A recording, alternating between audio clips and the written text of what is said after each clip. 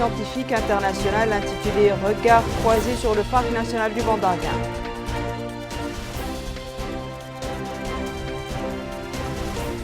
Le directeur général de la santé publique révèle la dernière situation épidémiologique relative à la pandémie du coronavirus.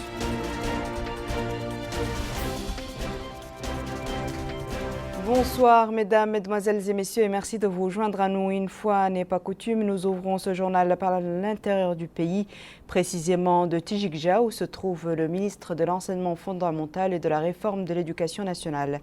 Monsieur Adama Bokar Soko a saisi l'occasion de son séjour dans la capitale du Tagan pour s'entretenir avec les acteurs pédagogiques sur les meilleures voies de relever le niveau de l'enseignement. Il s'est aussi informé sur l'état des établissements scolaires à Tijikja. Abdul Adamaba.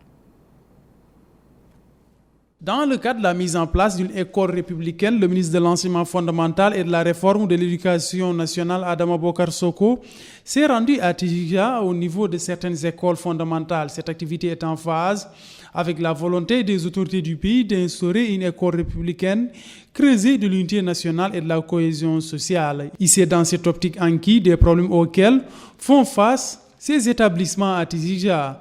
Une réforme ne constitue pas l'événement. C'est un processus. Et comme vous le savez aussi, le gouvernement a pris des mesures importantes sur le plan institutionnel. La mise en place du Conseil national de l'éducation, l'audit du fichier du personnel de l'éducation. Ces deux événements qui touchent les institutions phares de l'éducation, mais également la préparation de la rentrée prochaine, la reprise d'abord des écoles et de la rentrée. Comme vous le savez, les institutions garantissent la pérennité des actions au-delà des personnes qui les animent. C'est pour cette raison que le gouvernement a voulu préparer toutes les actions qui seront liées à la réforme en touchant aux institutions dans une première phase. Mais également, la feuille de route va focus sur la préparation de l'élève, sur l'enseignant, qui est vraiment l'acteur fondamental. Sans lui, aucune réforme ne peut réussir. Par la suite, le ministre de l'Enseignement fondamental a aussi visité le siège de l'Institut pédagogique régional de la wilaya du Tagan. Il a sur les lieux puis s'est informé de l'état des manuels scolaires qui sont disponibles sur place. Il a enfin tenu une réunion avec les parties prenantes du système éducatif, ceux en présence du Wali du Tagan et du maire de Tijikja. Ici à Nouakchott, son homologue de la santé, Dr Mohamed Nadirul Hamd, est élu au centre d'appel appelé communément 1155. Il était en compagnie du représentant de l'UNICEF et de l'ambassadeur des États-Unis d'Amérique à Nouakchott. Ce dernier a annoncé que son pays a fait un don de 250 000 $ pour soutenir à travers l'UNICEF l'action du centre qui a enregistré au 7 de ce mois 1 million d'appels. Abdul Adamaba. Le centre d'appel du service de l'éducation pour la santé qui a été mis en place dans le cadre de la lutte contre la COVID-19 joue un rôle important en termes d'information à prodiguer aux personnes qui présenteraient des symptômes d'une quelconque maladie, particulièrement de la COVID-19, et aussi dans l'optique du ciblage des actions pour les acteurs du secteur de la santé. Les opérateurs au niveau du centre d'appel 1155 s'expriment dans toutes les langues nationales et ont à leur disposition du matériel de qualité. Le ministre de la Santé s'est rendu sur les lieux en compagnie de l'ambassadeur des États-Unis d'Amérique en Mauritanie et du représentant de l'UNICEF, Fonds des Nations Unies pour l'enfance, afin de s'enquérir du service fourni par cette structure dans le cadre de la lutte contre la COVID-19. Ils ont aussi reçu des explications détaillées de la part de la directrice de ce service, Wahaïda Mint Mohamed Oulalina. Elle a fait part du processus suivi dans le cadre du traitement des différents appels qui sont reçus par ces structures qui fonctionnent 7 jours sur 7, 24 heures sur 24 et emploient 74 personnes. La satisfaction est de mise. Nous notons avec satisfaction le fait que ce centre a pu traiter 24 sur 24 une moyenne de plus de 10 000 appels par jour, avec un pic d'environ 17 000 à un moment donné quand l'épidémie était importante, et qui a dépassé aujourd'hui le seuil de 1 million d'appels le 7 juillet dernier. Je profite de l'occasion pour dire que le ministère de la Santé s'engage à pérenniser ce centre dans le bénéfice des populations et d'élargir ses objectifs au-delà de la réponse à l'épidémie. Nous espérons que nous sommes en phase de stabilisation de l'épidémie, mais nous voudrions bien que ce centre continue dans ce sens, tout en élargissant ses cibles, ses objectifs, ses canaux. La mise en place de ce centre d'appel est aussi les fruits de la soutien du gouvernement américain à la lutte contre le Covid-19 en Mauritanie.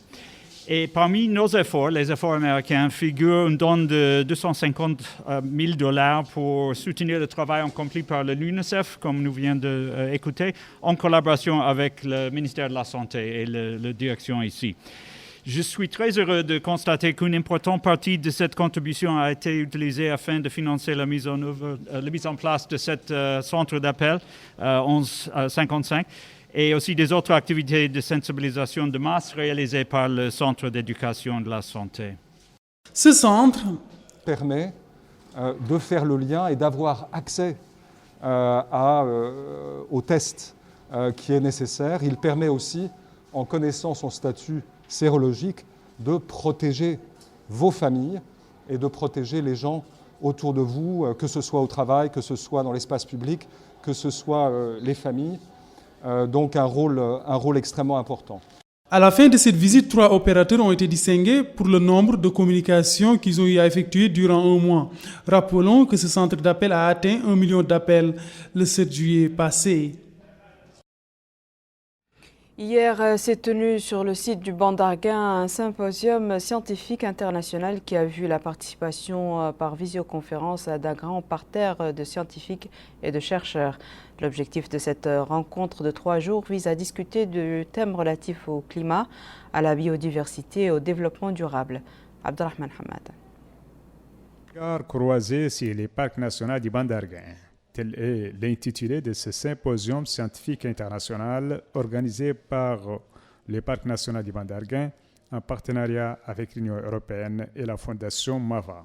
Cette rencontre de 3 jours porte sur la biodiversité, la conservation, le développement durable, la migration des oiseaux, la connectivité et les changements climatiques. Pour sa part, le directeur général du parc national du Ban d'Arguin s'est félicité que les parcs aient accueilli ce symposium international malgré la pandémie du coronavirus. Nous sommes certains que n'eût été les contraintes de la pandémie de la COVID-19, votre présence allait être remarquable. Toutefois, nous restons persuadés que votre contribution enrichira les travaux de ce symposium à l'avance. Je vous remercie de votre disponibilité et du temps consacré. Le contexte et ses dictats formels n'influenceront nullement, au fond, les résultats attendus de cette rencontre internationale qui vous permettra, 3 jours durant, de débattre de thématiques aussi importantes que biodiversité écosystème, conservation développement durable, changement climatique résilience, flyway, spillover et connectivité. Les débats qui seront menés sur les thématiques en question permettront de faire une analyse de l'état des lieux des connaissances scientifiques sur le golfe d'Arguin à travers l'appréciation du milieu physique, de la bioécologie, de la socio-économie et de la gouvernance.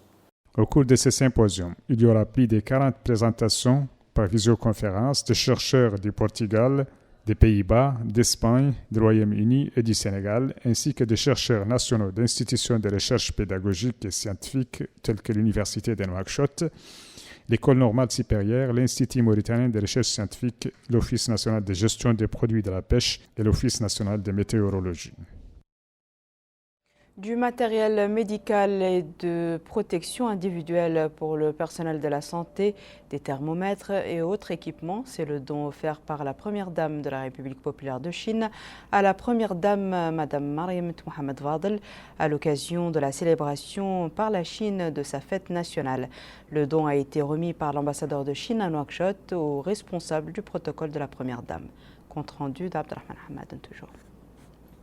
Cette aide donnée par la Première Dame chinoise au nom du gouvernement de son pays à notre Première Dame Mariam Tidda consiste à renforcer les dispositifs sanitaires de notre pays face à la pandémie du coronavirus. L'aide remise par l'ambassadeur chinois a été réceptionnée par la directrice des cabinets de la Première Dame, Madame Ibtissam Tidda, en présence de la secrétaire générale du ministère de la Santé, Dr Halima Bayahia. L'aide se compose des quantités de masques et des appareils détecteurs de température à distance.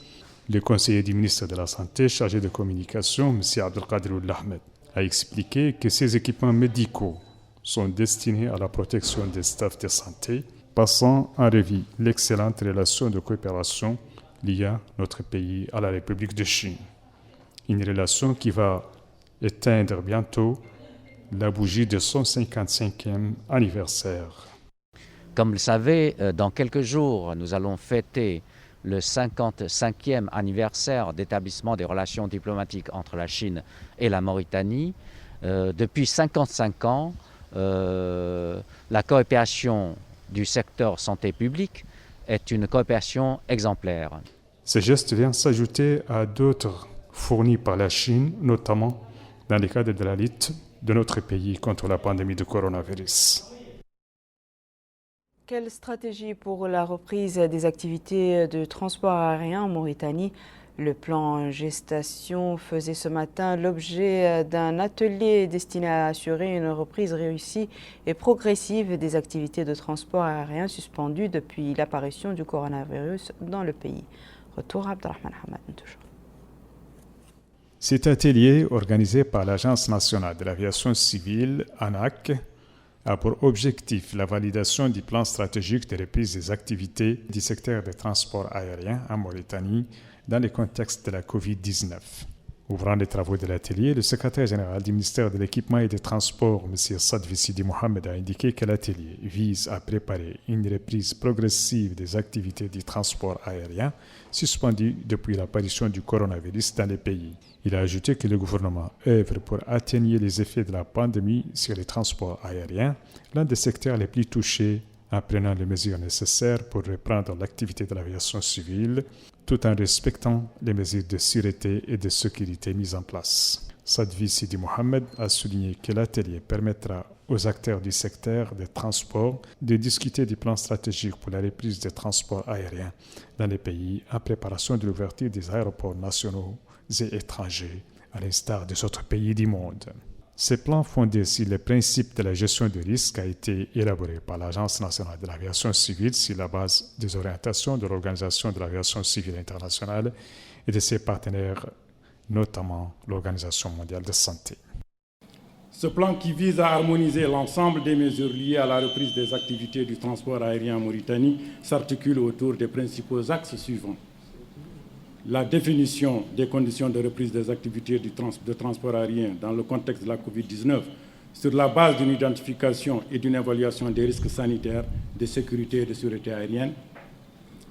La définition des actions et des procédures à mettre en œuvre en vue d'atténuer tous les risques de contagion par voie aérienne et assurer la sécurité et la sûreté des vols. L'identification des mesures d'accompagnement du secteur et le suivi de la mise en œuvre des mesures ainsi planifiées. Ce plan viendra en complément de toutes les mesures sanitaires prises par nos autorités nationales depuis le début de cette pandémie, et ce, en vue de la protection continue de nos populations, y compris les voyageurs par voie aérienne. Les participants à cet atelier ont suivi un exposé sur les mesures principales à prendre au niveau des aéroports dans le contexte de la COVID-19 avant de changer de point de vue sur les questions évoquées par l'exposé afin de sortir avec des recommandations phares pour finaliser les plans stratégiques de reprise des activités aériennes. Je vous laisse à présent suivre le point de presse du directeur général de la santé publique, Dr Sidoul Zahav, qui nous livre le dernier bilan de la situation épidémiologique.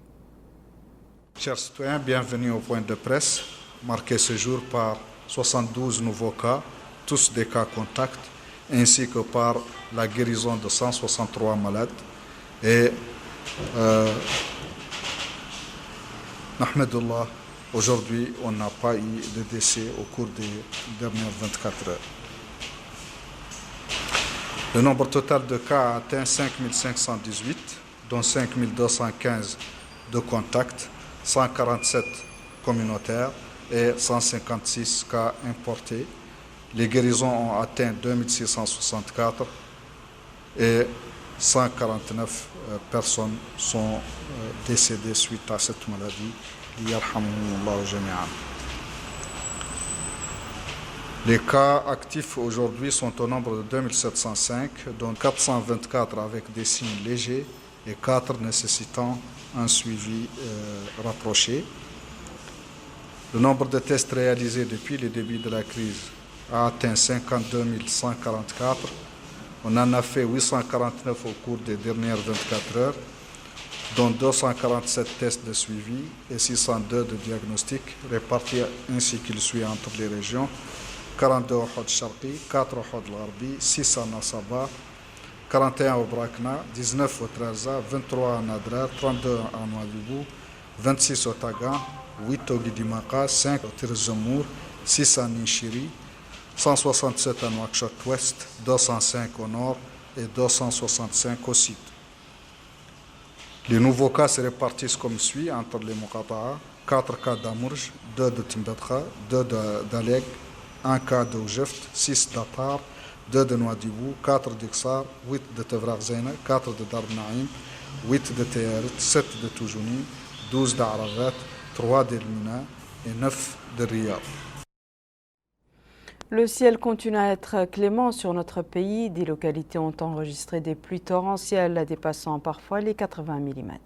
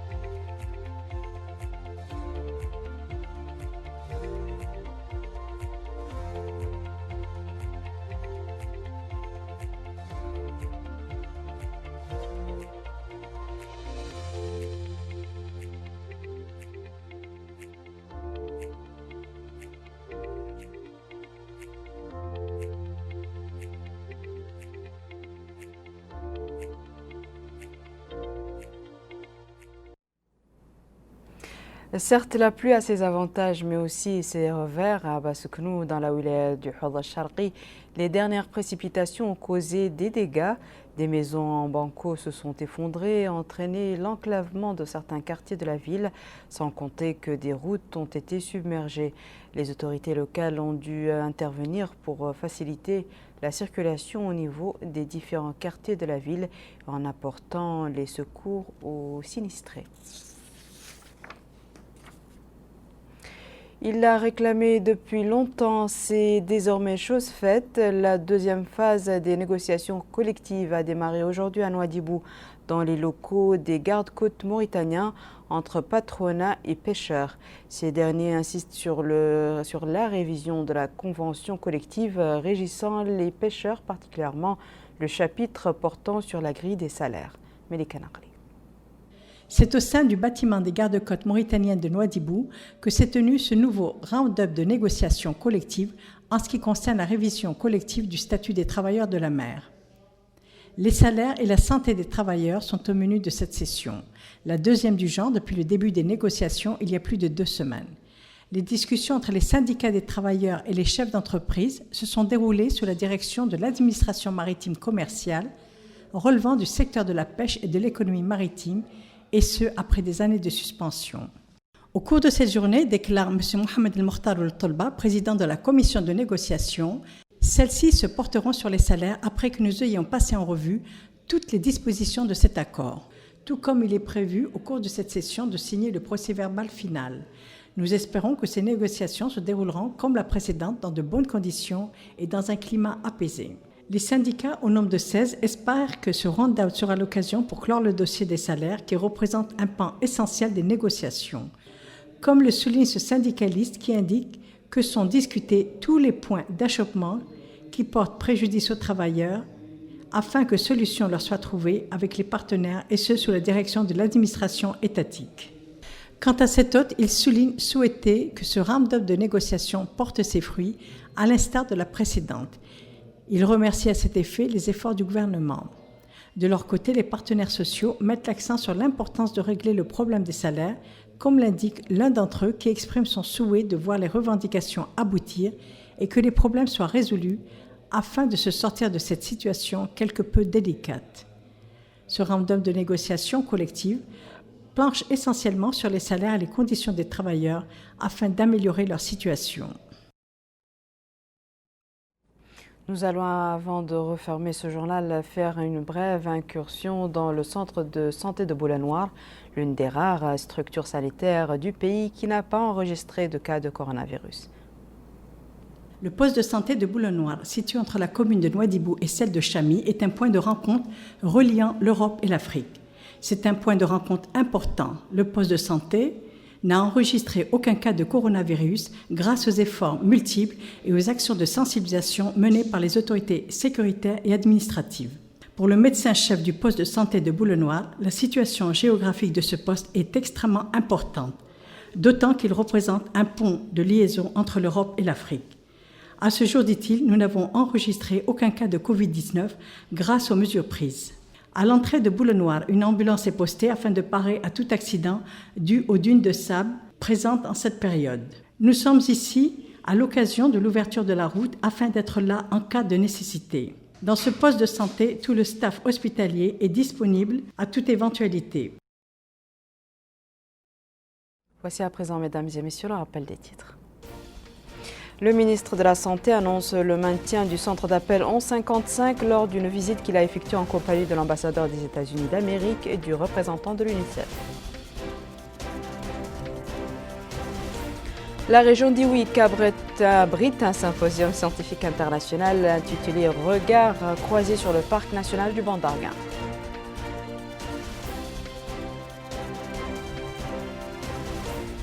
Le directeur général de la santé publique révèle la dernière situation épidémiologique relative à la pandémie du coronavirus.